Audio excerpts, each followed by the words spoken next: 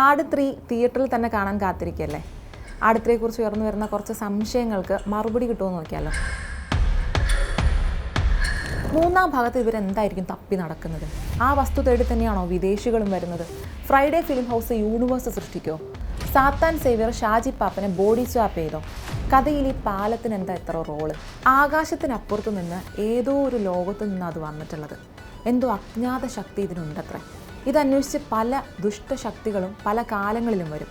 ഇതിനുവേണ്ടി യുദ്ധങ്ങൾ വരെ നടക്കും. ജയസിയുടെ വോയിസ് ഓവറിലെ ട്രെയിലറിൻ്റെ തുടക്കം പറയുന്ന കാര്യങ്ങളാണല്ലോ. ആദ്യ ഭാഗത്തിലെ നീലക്കൊടിവേലി പോലെ, രണ്ടാം ഭാഗത്തിലെ കമ്മട്ടം പോലെ, മൂന്നാം ഭാഗത്തിലൊരു സംഗതി ഇവർ തപ്പി നടക്കുന്നുണ്ട്. അതെന്തോ വിചിത്ര ശക്തിയുള്ളൊരു സാധനമാണ്. ടൈം ട്രാവൽ ചെയ്യാൻ പറ്റുന്ന, അല്ലെങ്കിൽ മറ്റൊരാളായിട്ട് മാറാൻ സഹായിക്കുന്ന എന്തോ ഒന്നായിരിക്കാം. എന്തായാലും ആ വസ്തു തേടി വിദേശികളും വരുന്നുണ്ട്. ഫ്രൈഡേ ഫിലിം ഹൗസിൻ്റെ പടക്കളം എന്ന സിനിമയിൽ ഇതുപോലെ ഒരു വിചിത്ര ശക്തിയുള്ള ഒരു വസ്തുവിനെ ചുറ്റിപ്പറ്റിയാണല്ലോ കഥ. അതിനുവേണ്ടി പല നാടുകളിലും യുദ്ധം നടന്നിട്ടുണ്ടെന്ന് പടത്തിൻ്റെ ഫ്ലാഷ് ബാക്ക് സ്റ്റോറിയിൽ പറയുന്നതായിട്ട് ഓർക്കുന്നില്ലേ? അതിൻ്റെ റെഫറൻസ് ഉപയോഗിച്ചിട്ടാണോ പാപ്പനും പിള്ളേരും ആട് 3 വന്നിട്ടുള്ളത് എന്ന തോന്നലാണ് ഫ്രൈഡേ ഫിലിം ഹൗസ് യൂണിവേഴ്സ് സൃഷ്ടിക്കുമോ എന്ന സംശയം ഉണ്ടാക്കുന്നത്. ഇതിൻ്റെ തന്നെ തുടർച്ചയാണ് ബോഡി സ്വാപ്പ് പരിപാടി. സാത്താൻ സേവ്യർ ഷാജി പാപ്പനെ ബോഡി സ്വാപ്പ് ചെയ്തോ എന്നതാണ് സംശയം. ഈ സംശയം തോന്നാനുള്ളതിൻ്റെ കാരണം ട്രെയിലറിലെ ഒരേ ഒരു സീനാണ്. ആട് മുൻഭാഗങ്ങളിലെല്ലാം പാപ്പൻ തുടരുന്ന ചില മാനറിസങ്ങളുണ്ട്. ടെൻഷൻ ക്രിയേറ്റിംഗ് മൊമെൻറ്റുകളിലെല്ലാം കുടിച്ചുകൊണ്ടിരിക്കുന്ന വെള്ളം നീട്ടിത്തുപ്പുന്നൊരു ശീലം പാപ്പന് മാത്രമുള്ളതായിരുന്നു. ഇവിടെ പക്ഷേ സണ്ണി വെയിൻ്റെ സാത്താൻ സേവ്യറിൽ ഈ മാനറിസം കാണുന്നുണ്ട്.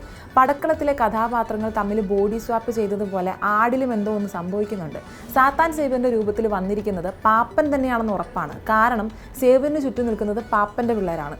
അതിൽ ലോലൻ ചോദിക്കുന്നുണ്ട്, പടക്കിറങ്ങുന്നത് ഈ വയ്യാത്ത നടുവും വെച്ചിട്ടാണോ എന്ന്. പാപ്പൻ്റെ നടുവിന് വയ്യ എന്നുള്ളത് പാപ്പൻ ഫാൻസിന് അറിയാലോ. ബോഡി സ്വാപ്പ് പക്ഷേ സാത്താൻ സേവ്യർ പാപ്പനിൽ മാത്രമേ പരീക്ഷിച്ചിട്ടുള്ളൂ എന്ന് പറയാനും വയ്യ. എപ്പോഴോ ഈ വസ്തു സേവ്യറിൻ്റെ കയ്യിൽ കിട്ടിയിട്ടുണ്ടാവും. സേവ്യർ അത് വെച്ച് പലരെയും നിയന്ത്രിച്ചിട്ടുണ്ടാവും. അങ്ങനെ പല പല നിഗമനങ്ങളാണ്. ഈ കഥയിൽ പാലത്തിൻ്റെ റോൾ എന്തായിരിക്കും? നാഗത്താൻ പാലത്തിൻ്റെ പണി തടയാൻ പാപ്പൻ മഹാരാജാവും ഡ്യൂഡ് രാജാവും സർബത്ത് ഷിമിൻ്റെ നാട്ടുപ്രമാണിയും സാത്താൻ സേവ്യറും ഒക്കെ ശ്രമിക്കുന്നതായിട്ടാണ് ട്രെയിലറിലുള്ളത്. ഇതിന് കൂട്ടായിട്ട് പാപ്പൻ്റെ ശിങ്കിടികളും ഡ്യൂഡിൻ്റെ ശിങ്കിടികളും ഒക്കെ ഉണ്ട്. വെള്ളക്കാരനെ കൂട്ടുപിടിച്ചാണ് ഷമീർ നിൽക്കുന്നത്. ഇത് പഴയ കാലത്ത് നടക്കുന്ന കാര്യങ്ങളെ പറ്റിയാണ് ഈ പറയുന്നത്. പാലം നോക്കി നിന്ന് വിദേശി പറയുന്നുണ്ട്, ഈ പാലം തകരുന്നതോടെ നമ്മുടെ ഭാഗ്യം തെളിയുമെന്ന്. ഇതൊക്കെയാണ് പാലത്തിൻ്റെ അടിയിലാണ് ഇവർ തിരയുന്ന ഈ അമൂല്യ വസ്തു ഉള്ളത് എന്ന സൂചന നൽകുന്ന പോയിന്റുകൾ. ഇത് പുതിയ കാലത്തും സെയിം തന്നെയാണ്. കാരണം സാധനം കയ്യിൽ കിട്ടാൻ വേണ്ടി പാപ്പനും സേവ്യറും പുറത്തു നിന്ന് വരുന്ന ചിലരും ഒക്കെ ശ്രമിക്കുന്നതായിട്ട് കാണുന്നുണ്ട്. പാലം പൊളിച്ചിട്ടാണോടാ നീ കാശുണ്ടാക്കുന്നത് എന്ന് അമ്മ പാപ്പനോട് ചോദിക്കുന്നുണ്ടല്ലോ. ഇന്ദ്രൻസിൻ്റെ PP ശശിനെ സേവ്യർ സോപ്പിടുന്നത് പാലം പൊളിക്ക് കൂട്ടുനിൽക്കാനാണോ? സച്ചിൻ ക്ലീറ്റസിൻ്റെ കയ്യിലെ ഡോളറുകൾ വിദേശികൾ കാര്യം സാധിക്കാൻ കൂട്ടുനിൽക്കാൻ വേണ്ടി കൊടുത്തതാണോ? ഇങ്ങനെ സംശയങ്ങൾ ഒരുപാടാണ്.